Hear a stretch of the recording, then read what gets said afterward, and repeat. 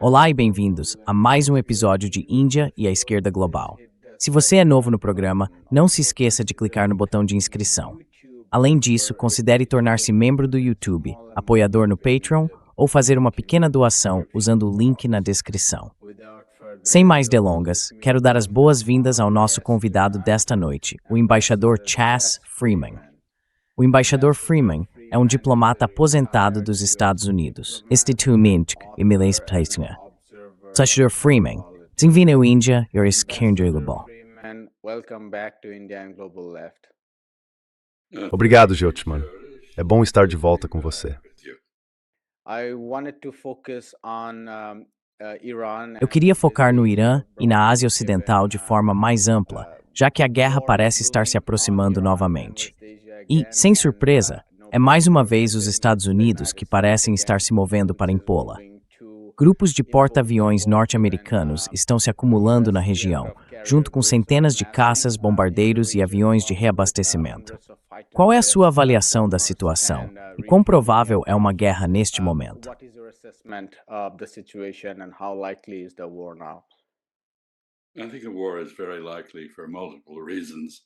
Acho que uma guerra é muito provável por vários motivos. Você está absolutamente certo.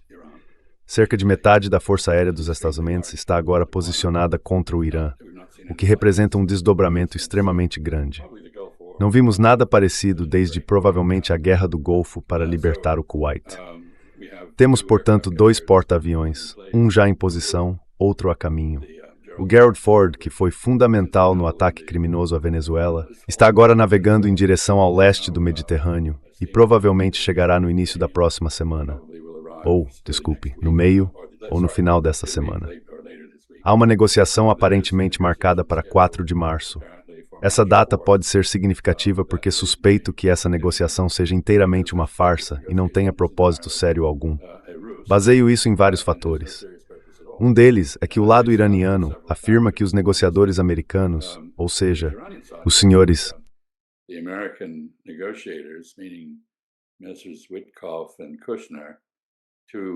Witkoff e Kushner, 2 diplomatas amadores que, até onde posso ver, não conseguiram nada até agora em nenhum contexto, além de enriquecerem a si mesmos e a família Trump, tanto de fato quanto potencialmente.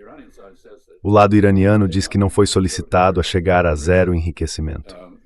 Bem, isso me sugere que estão sendo enrolados, porque a agenda de Washington imposta por Israel tem 3 elementos. Um é o enriquecimento zero. Outro é a limitação, destruição ou minimização da capacidade de autodefesa do Irã por meio de mísseis.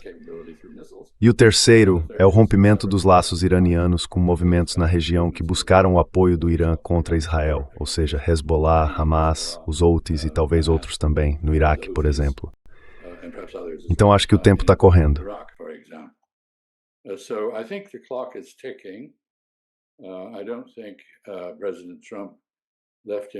Não acho que o presidente Trump tenha deixado para si mesmo uma saída. Ele tem sido muito categórico em suas ameaças. Está muito claro a partir de uma declaração atribuída a ele por Mr. Witkoff que ele está intrigado com o fato de o Irã não ter capitulado. Mas ele não tem absolutamente nenhuma compreensão do Irã. Está sendo mal assessorado e provavelmente está cheio de um entusiasmo equivocado pela guerra como resultado de sua chamada operação militar bem-sucedida na Venezuela. Mas aquela foi uma operação muito limitada, e qualquer coisa contra o Irã não será. Os iranianos deixaram muito claro que qualquer ataque contra eles resultará em uma resposta em grande escala. Por quê? Porque o objetivo do ataque é claramente extinguir a República Islâmica, derrubar o regime, neutralizar o Irã assessor como um for Israel na Ásia Ocidental.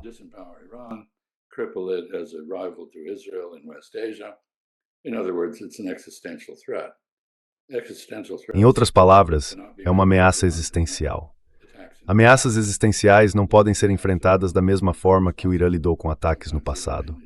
Ataques limitados geraram respostas limitadas, às vezes até principalmente simbólicas, como no caso do ataque após o assassinato do general Soleimani, ou após o fim da Guerra de Junho do ano passado, a chamada Guerra de 12 Dias, quando o Irã destruiu uma estação de radar no Catar, na base aérea de Al Udeid, mas teve muito cuidado para não matar ninguém. Segundo os meios de propaganda iranianos, que podem ou não estar corretos, a resposta seria uma barragem de talvez até 2.000 mísseis direcionados a Israel. E acredito que os militares israelenses têm sido caracteristicamente francos em seus alertas ao primeiro-ministro Netanyahu de que uma guerra poderia ser um desastre.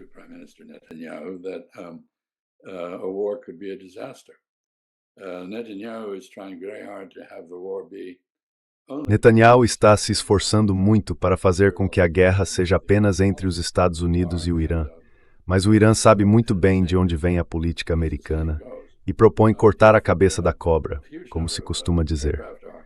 Se um grande número de aeronaves for deslocado para a Jordânia, que desta vez não ficará isenta, assim como Israel, também poderá haver aeronaves na região do Cáucaso, ao norte do Irã, no Azerbaijão e na Armênia.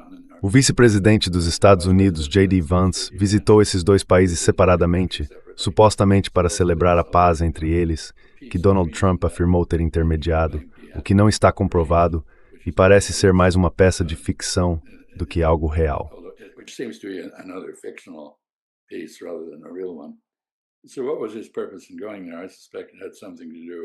Então, qual foi o propósito dele em ir até lá? Suspeito que tenha algo a ver com o ataque iminente ao Irã. E, portanto, quando o Irã diz que isso será uma guerra regional, acredito que eles estão sendo muito sérios nessa declaração. Acho impossível acreditar que eles poderiam ser enganados novamente por uma negociação marcada apenas para camuflar um ataque surpresa. Farei apenas um último comentário. Do ponto de vista militar, a Força Aérea dos Estados Unidos, como outras forças aéreas, prefere muito mais atacar à noite. E o Ramadã começa quando a lua se reduz a um simples crescente. E isso aconteceu em 17 de fevereiro, o que foi o quê? Há 6 dias.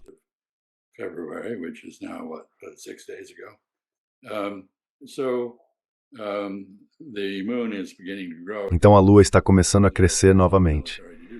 E a pressão sobre os militares para agir está aumentando. Isso também é verdade porque os Estados Unidos não podem sustentar uma mobilização dessa magnitude por muito tempo. Há 2 porta-aviões envolvidos. Os Estados Unidos têm 11 porta-aviões, mas 8 deles estão em reparo, fora de operação. Basicamente, 2/3 da plataforma mais eficaz da Marinha para ataques aéreos estão sendo usados contra o Irã. Ninguém sabe como essa guerra vai se desenrolar, mas será um teste muito interessante da tecnologia chinesa e russa contra os ataques furtivos americanos. Vamos ver o que acontece. Algumas pessoas acreditam que isso será um desastre total para os Estados Unidos. Outras são mais otimistas.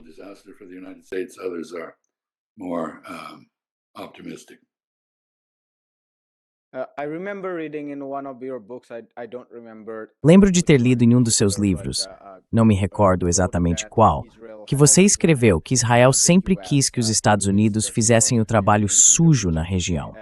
E como você disse, um dos fatores de dissuasão que o Irã tem, ou afirma ter, é a capacidade de direcionar seus mísseis contra Israel. Vimos isso em junho do ano passado. Mas considerando que desta vez estamos caminhando por uma guerra direta entre os Estados Unidos e o Irã, como você avalia o papel de Israel, ou, mais importante, a estratégia de dissuasão do Irã, tendo em vista que a guerra provavelmente será diretamente com os Estados Unidos?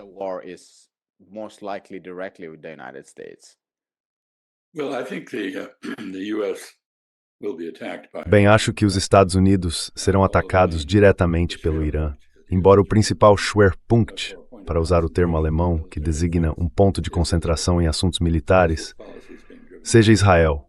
Essa política está sendo conduzida por Israel, e apenas por Israel. Ninguém mais na região quer uma guerra com o Irã. Na verdade, os árabes do Golfo, que estavam muito apreensivos em relação ao Irã e se sentiam profundamente ameaçados por ele logo após a Revolução Islâmica, quando o Irã tentava exportar sua filosofia política para outros países, algo que não faz mais, deixaram muito claro que seu território e suas bases não podem ser usados para um ataque ao Irã. Alguns deles, no entanto, fazem parte dos Acordos de Abraão e têm bases dos Estados Unidos em seu território, o que provavelmente, inevitavelmente, os envolverá. Which arguably will inevitably be involved. Bahrain, for example. O Bahrein, por exemplo, que é a sede da Quinta Frota e fica a cerca de 3/4 do caminho pelo Golfo Pérsico. Os Emirados Árabes Unidos, embora tenham sido mais cautelosos em relação à presença de bases americanas, também são um fator importante. O Catar, obviamente, possui a base aérea de Al Udeid, que foi disponibilizada aos Estados Unidos. É possível que todas essas bases venham a ser alvo de algum tipo de ataque. Há também a questão dos ataques por procuradores, especialmente no Iraque. A resistência xiita iraquiana, alinhada com o Irã, deixou muito claro que atacará a presença americana remanescente no país se o Irã for atacado. O Hezbollah e o Hamas são mais cautelosos, ao que me parece. O Hezbollah e o Hamas, ao contrário do que acreditam os americanos e da forma como são retratados por Israel, não são instrumentos da política iraniana.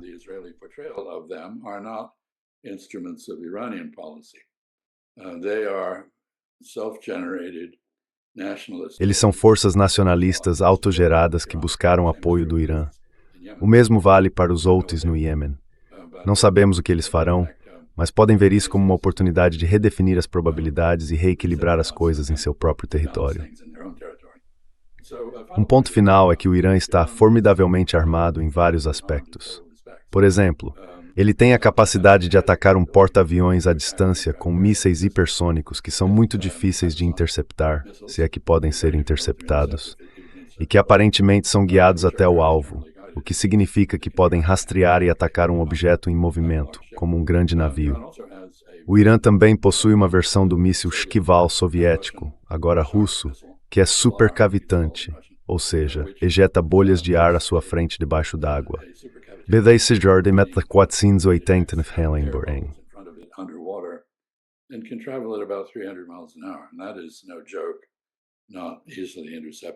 E isso não é brincadeira.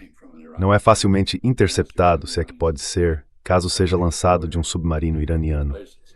É preciso presumir que os iranianos tenham implantado submarinos para patrulhar em locais estratégicos.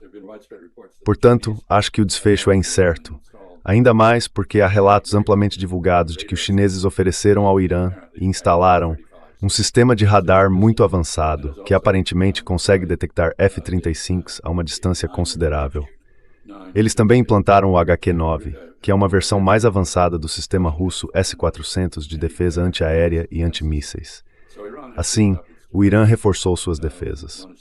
Presume-se que tenha aumentado a produção de mísseis. Ele não esgotou seu arsenal de mísseis em junho do ano passado. Tinha capacidade para continuar uma guerra de atrito. E foi Israel, não o Irã, que quis um cessar-fogo. Muitos irã tiram de preterem-se querem esse cessar-fogo. Their government for agreeing to a ceasefire.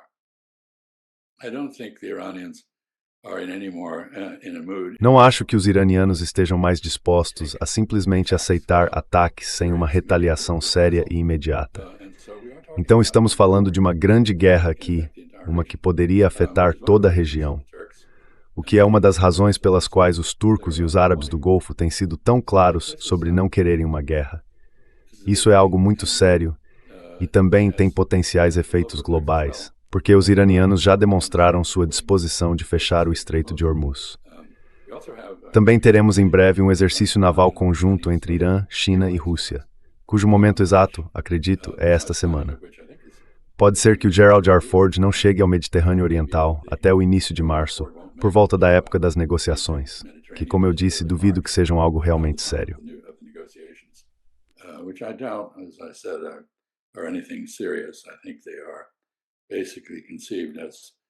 Acho que eles basicamente foram projetados para ganhar tempo. O objetivo do Irã nessas negociações tem sido demonstrar, de forma satisfatória para os Estados Unidos, que as agências de inteligência americana e israelense, ao afirmarem que o Irã não tem um programa para construir uma bomba, estão corretas. Portanto, existe uma base para um compromisso que impediria o Irã de construir uma bomba. Esse é o objetivo iraniano, em troca do alívio das sanções. Mas os Estados Unidos não estão oferecendo alívio das sanções. Estão oferecendo alívio de futuras sanções, sanções adicionais. Então, na verdade, não há nada nisso para o Irã que o leve a aceitar um compromisso realmente difícil. E eles não vão fazer isso, tenho quase certeza.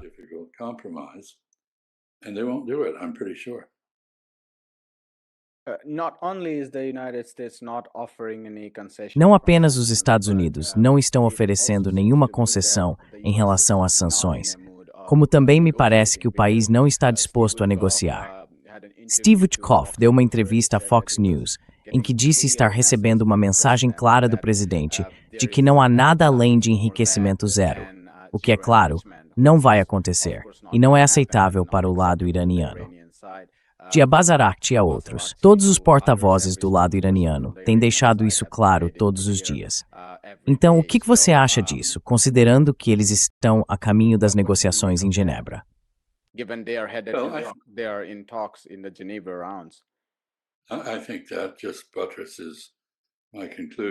Acho que isso apenas reforça minha conclusão de que as negociações são um esforço para ganhar tempo até que os Estados Unidos estejam prontos militarmente para realizar um grande ataque ao Irã com o objetivo de enfraquecê-lo e provocar uma mudança de regime.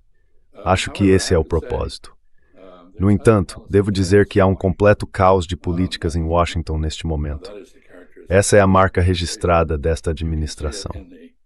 É possível ver isso na reação à decisão da Suprema Corte contra a constitucionalidade do programa antiterrorismo, a administração se debatendo com novas tarifas baseadas em alguma nova autoridade que também é muito questionável e de natureza temporária. E por fim, desenvolvemos o hábito do que chamo de política externa de fantasia, em que atribuímos aos nossos adversários características que eles na verdade não possuem. E então, como o Sr. Trump aparentemente disse, ficamos surpresos quando eles não se rendem.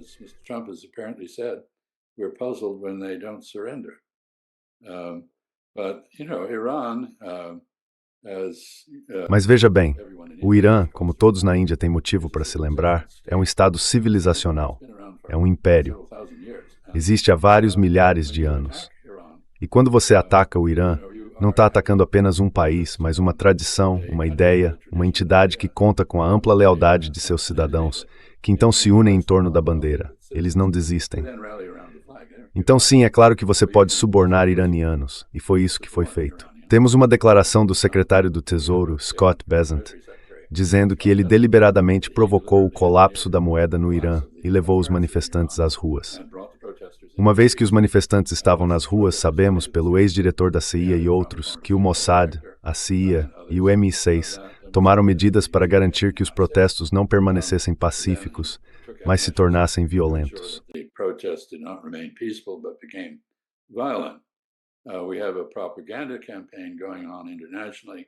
Temos uma campanha de propaganda em andamento internacionalmente que exagera muito o número de vítimas nos protestos.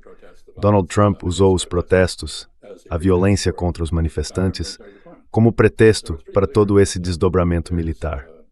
Portanto, está bem claro que há um esforço coordenado de Israel, dos Estados Unidos e da Grã-Bretanha para derrubar o regime em Teherã. Não apenas o governo, mas o regime. E também está muito claro que é muito improvável que isso funcione. Se o governo for derrubado, suspeito que, embora o regime entre em caos, os sucessores mais prováveis serão militares linha dura que construirão uma bomba e reforçarão a resistência às imposições estrangeiras, em vez de aceitá-las. Isso não vai ser como a Venezuela.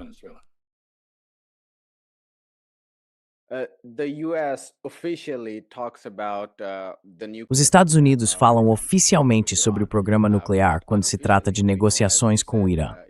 Mas, extraoficialmente, sabemos, como você disse em sua primeira resposta, que não se trata apenas do programa nuclear.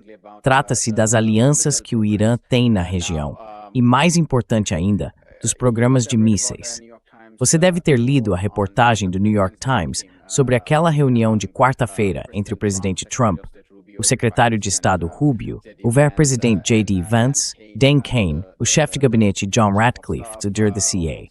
Suzy Wiles, chefe de gabinete da Casa Branca, também está presente.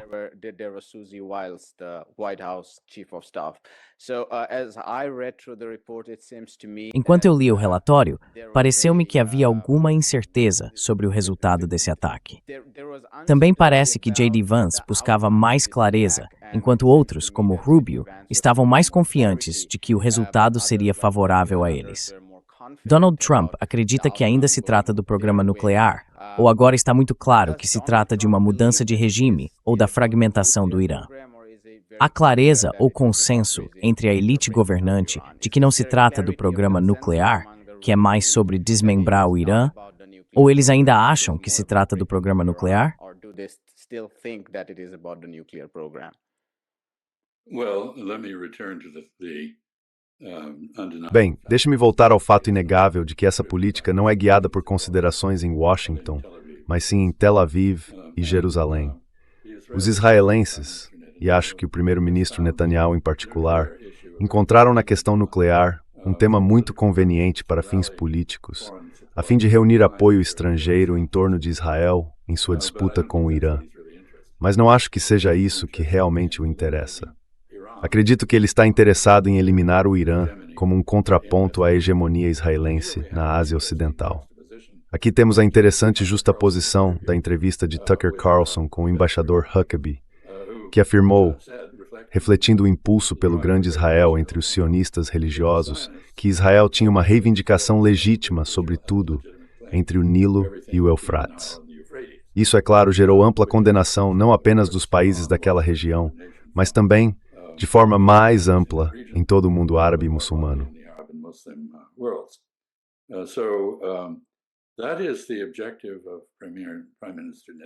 Esse é o objetivo do primeiro-ministro Netanyahu.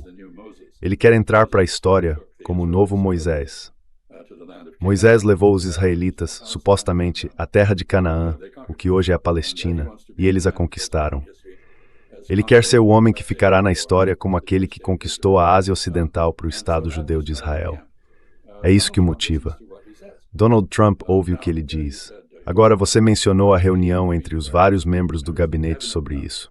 Claramente, não há consenso entre eles. Não acho que nenhum deles tem experiência militar real, exceto o Sr. King, o General King.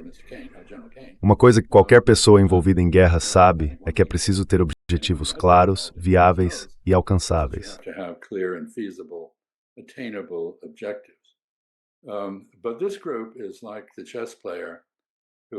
Mas esse grupo é como um jogador de xadrez que só conhece a jogada de abertura e não pensou no que fazer depois disso.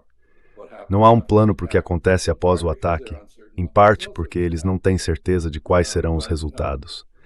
Mas não se deve começar uma guerra sem saber como vai terminá-la, em quais termos e com quem você vai negociar esses termos. Não há esse tipo de reflexão em Washington. O uso da força é, na prática, um fim em si mesmo. A suposição, contrária a todas as evidências, é que se você atingir alguém com força suficiente, essa pessoa vai ceder. Mas já vimos muitos exemplos na Ásia Ocidental, ou Afroásia, se preferir, de que não é assim. Pense em Suez, que abalou o Egito profundamente. E você teve Gamal Abdel Nasser, então presidente do Egito, dizendo, veja, o Ocidente lançou tudo o que tinha e Israel lançou tudo o que tinha contra mim.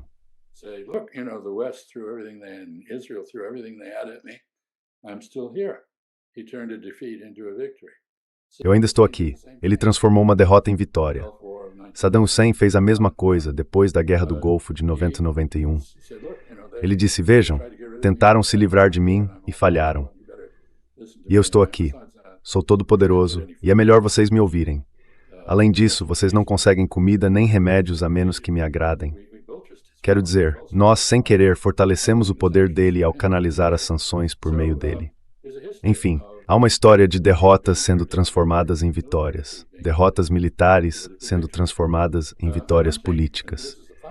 Eu não acho, e esse é um pensamento final, que Israel tenha alcançado ganhos de curto prazo muito significativos.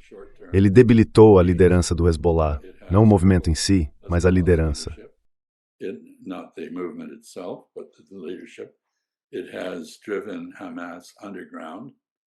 Isso fez o Hamas se esconder no subsolo, não conseguiu desarmá-lo nem eliminá-lo. Causou sofrimento aos Houthis, que não pareceram se importar tanto quanto as pessoas imaginavam.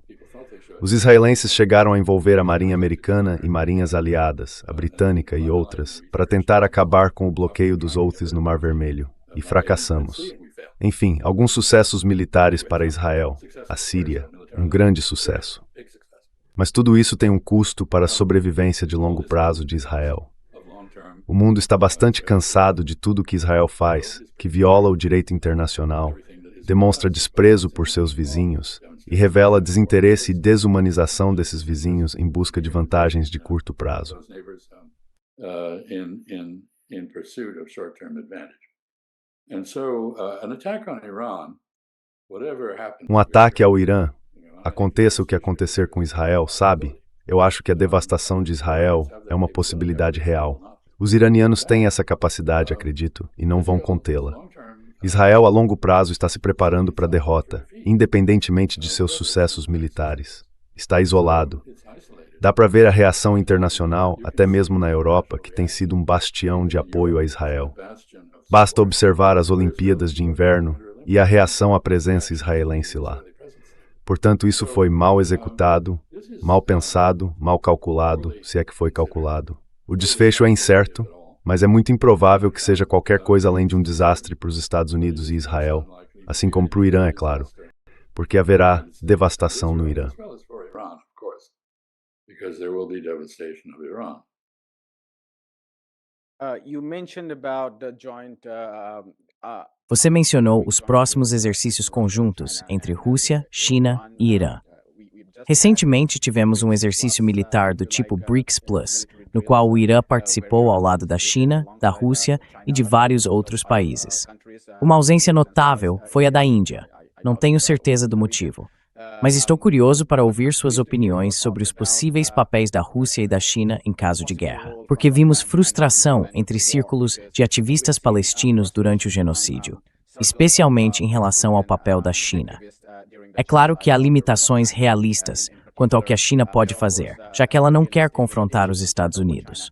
Mas, além dos sistemas de radar para neutralizar o furtivismo das armas americanas, e além dos sistemas de defesa russos, estou pensando no S-300 e em outros, que papel maior poderiam Rússia e China desempenhar em caso de uma guerra com o Irã?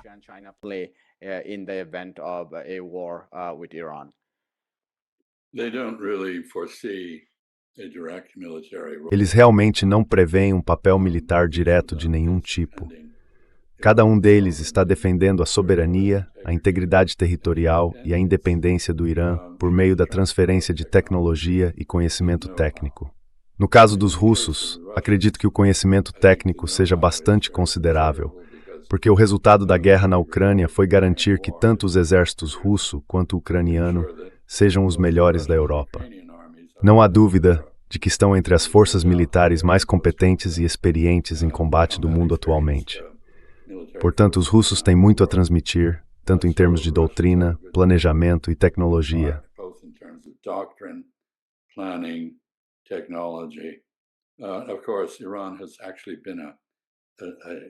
Claro, o Irã tem sido, na verdade, uma fonte de tecnologia de drones que está sendo usada pela Rússia. Então a troca de tecnologia é de mão dupla.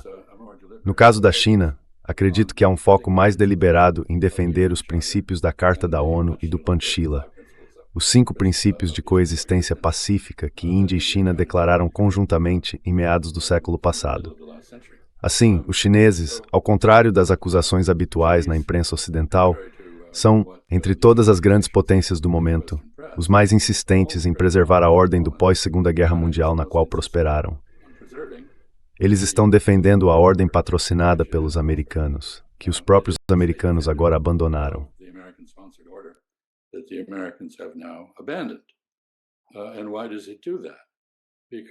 E por que isso acontece? Porque passou a acreditar de forma inteligente que o direito internacional, a Carta da ONU e o direito internacional são, em última instância, a melhor maneira de proteger os vulneráveis e os fracos, além de representarem a abordagem mais atraente no cenário internacional. Portanto, um dos resultados do que vai acontecer com o Irã, acredito eu, será um aumento do prestígio global da China. Isso pode ocorrer de 2 maneiras. Primeiro, por meio do desempenho dos sistemas de armas chineses, sistemas defensivos como o radar e o HQ-9 que mencionei, em comparação com a tecnologia ocidental, o que aumentará o apelo das vendas de armas chinesas e a influência associada a elas em outros lugares.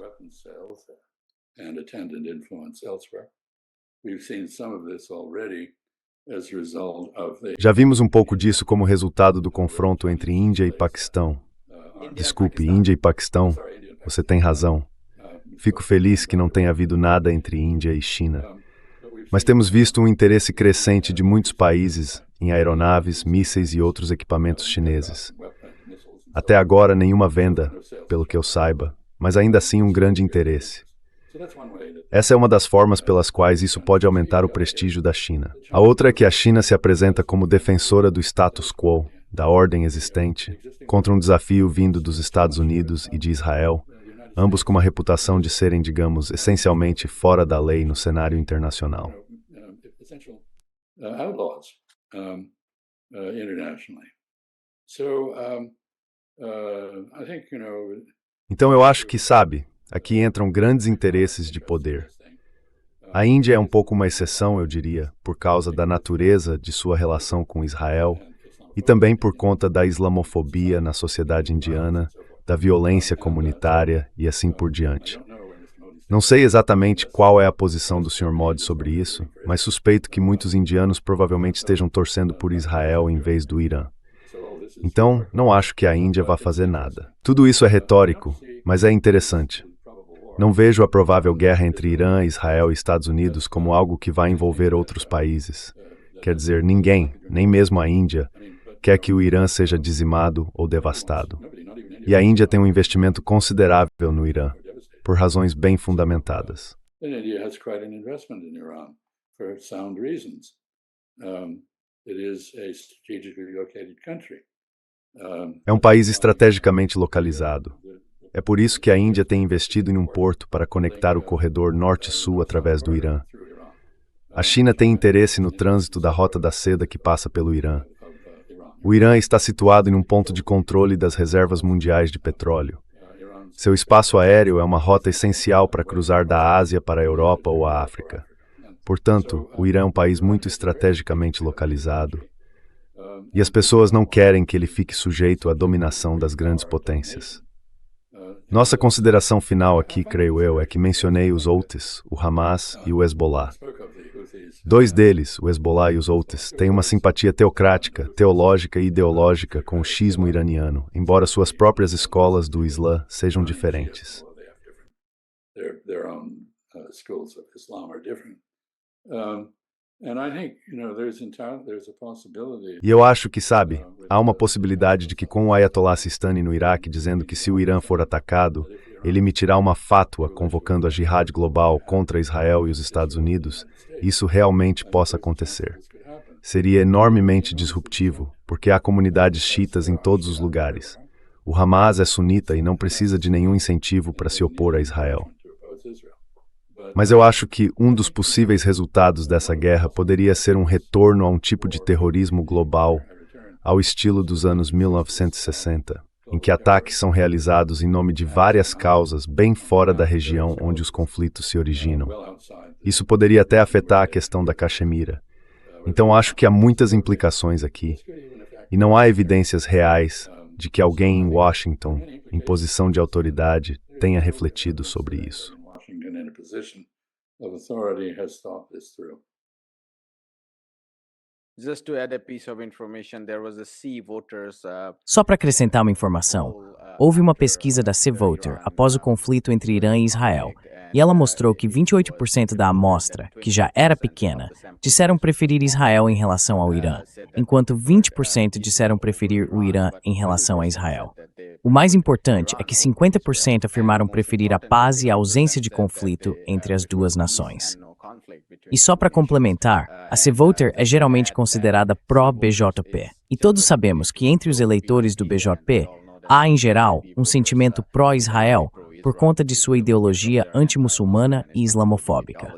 Portanto, o sentimento da população em geral na Índia pode não ser tão fortemente favorável a Israel quanto parece, porque os veículos do governo fazem mais barulho e recebem mais tempo de exposição. E há também uma divisão regional. Quero dizer, se você vai para os estados do Sul, do Nordeste e assim por diante, o quadro é bem diferente, mesmo em relação a essa questão.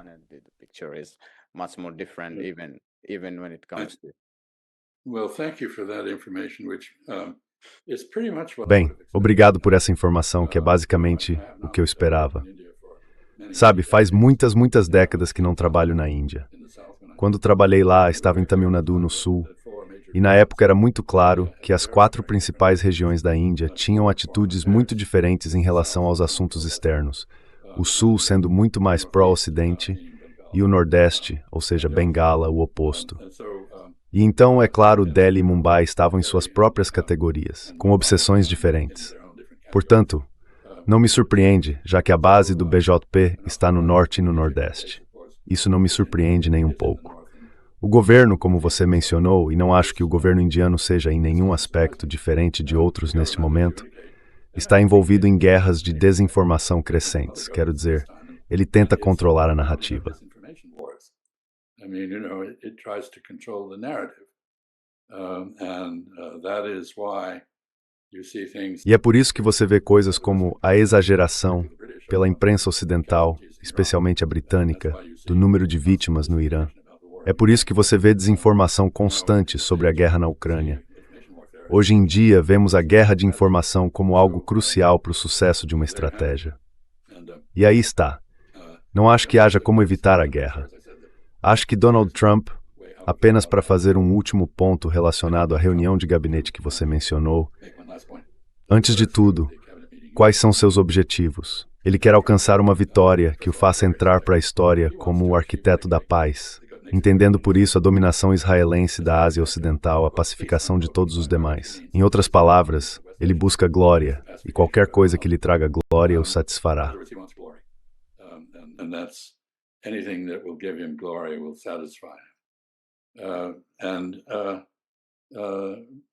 E ele também quer repetir aquelas aventuras pontuais, sabe, de entra e sai que realizou na Venezuela e em junho no Irã. Sabe, um ataque isolado e então de alguma forma algo bom acontece, seja lá o que for. Na verdade não consigo nem imaginar isso. Mas a realidade é que qualquer guerra que comece com o Irã nas circunstâncias atuais será uma guerra de atrito. Não será curta. E outra realidade é que os Estados Unidos têm muito mais chances de ficar sem mísseis Tomahawk e sistemas de defesa aérea, THAAD e outros, antes que os iranianos fiquem sem capacidade de ataque com mísseis.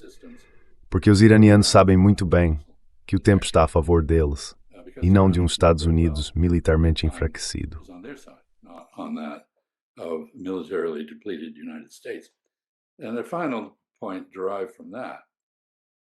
E o ponto final derivado disso é o seguinte: se você é a China e vê uma solução militar para a questão de Taiwan se tornando cada vez mais necessária, o que poderia ser melhor para você do que os Estados Unidos ficarem sem todos os tipos de sistemas relevantes para a defesa de Taiwan?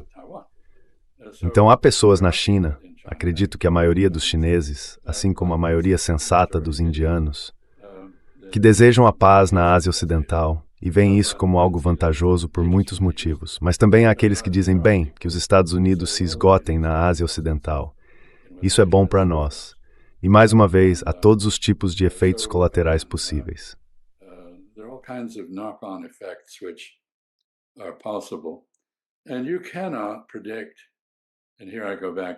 E você não pode prever, e aqui volto à questão das tarifas, e a Donald Trump, sua personalidade, seu domínio sobre as políticas, a ausência de um processo de formulação de políticas, sua imprevisibilidade, o comportamento errático de que é capaz. Você não pode prever o resultado de uma decisão política em Washington, mais do que pode prever a pontuação de uma máquina de pinball. Você lança a pequena bola de metal na máquina de pinball e pode até balançar a máquina se quiser, mas realmente não consegue controlar onde a bolinha vai bater ou quais pontos ela vai marcar. E estamos na mesma situação. Não sabemos quais decisões políticas serão tomadas quando as coisas começarem a se mover, e com os Estados Unidos sem a menor ideia do que fazer após um ataque. O que acontece? Ninguém sabe.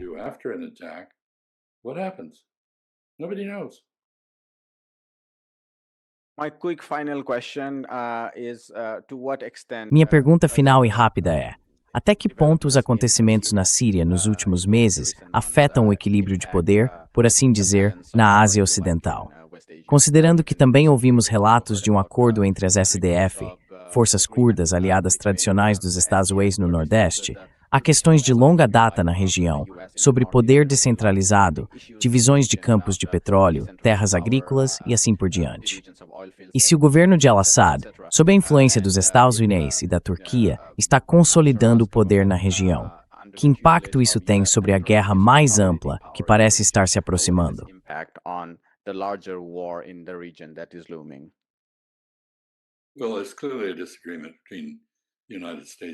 Bem, há claramente um desacordo entre os Estados Unidos e Israel sobre o futuro da Síria.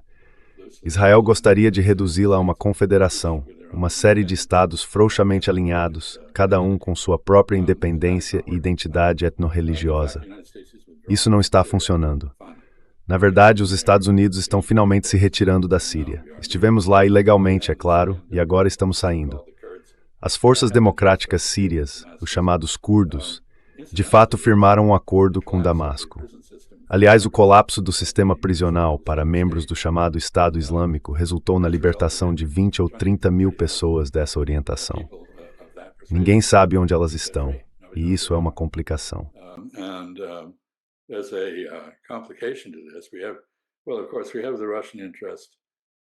Temos, bem, é claro, o interesse russo em manter uma base naval na Síria, algo que eles estão discutindo com al-Sharaa e seu governo.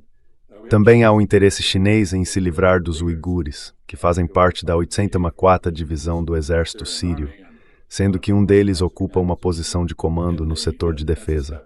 Aparentemente, há rumores de que a Síria e a China chegaram a um acordo sobre a repatriação para Xinjiang, para punição judicial, de talvez 400 dos 3.500 ou 4.000 uigures que estão no exército sírio. A China está negociando de forma bastante dura nesse ponto. A Síria vai precisar de investimento chinês para se reconstruir, e isso não vai acontecer enquanto essa questão não for resolvida. Portanto, temos duas grandes potências, Rússia e China, com interesses diferentes, negociando com as autoridades em Damasco.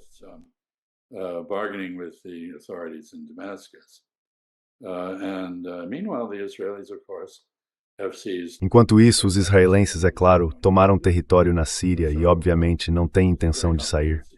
Portanto, é uma situação muito complicada, agravada pelo domínio da Turquia em relação ao governo em Damasco e pelo interesse turco em desarmar os curdos.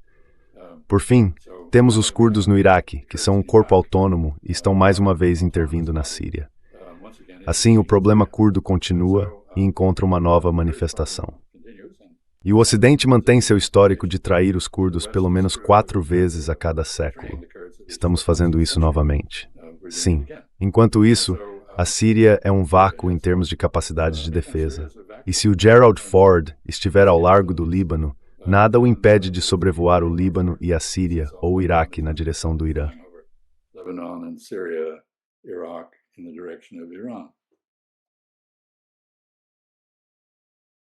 Vamos encerrar por aqui, embaixador Freeman. Muito obrigado pelo seu tempo.